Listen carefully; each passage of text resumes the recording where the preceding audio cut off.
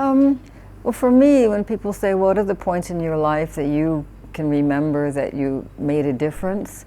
And usually I don't really see that on a personal level. I see that I worked with this group, I worked with that group, and we made a difference over a period of time.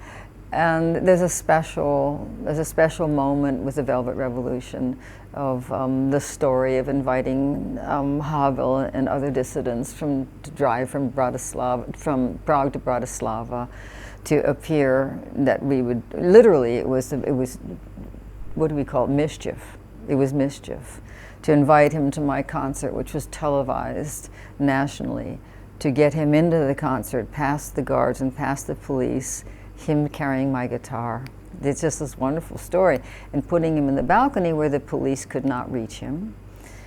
And me giving this concert, which was all mischief. And I had my little earplugs in to a cassette machine, and on the cassette machine was in Czech me saying, "Good evening, Charter 77, and I would like to welcome my friend Václav Havel."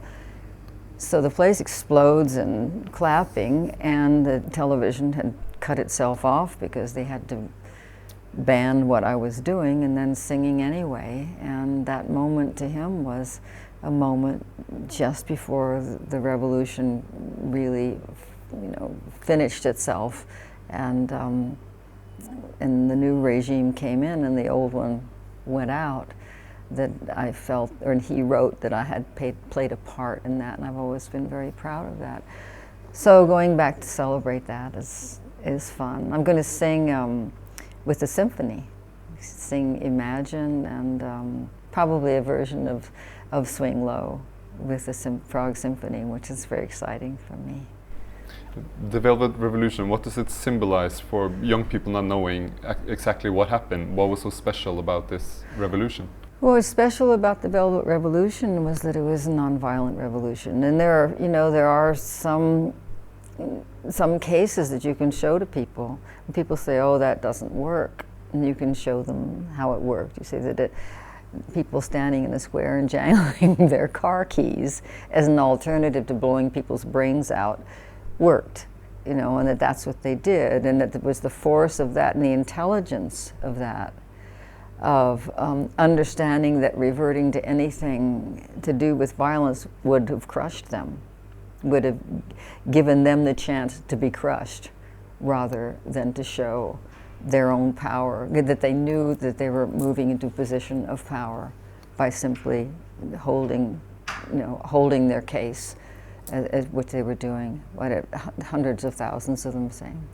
And then, the jokes made about seeing the bureaucracy and the people who were holding positions in the Communist Party jingling their keys too, because when it all came down, they wanted to be good guys too. Same old story. You were saying that it is quite hard to make songs about political matters, but also folk music fits really well. And why using just the voice and the guitar? Why is that a good way of saying something about the world? Well, number one, I do think that music is the only medium that really cuts through every boundary, right wing, left wing, country to country. Odetta said that music and food. So maybe there are other people who would feel also that music and food break through all of those boundaries. But so music in its simplest form, a voice and a guitar, a voice and a banjo, can break through anything, any barrier.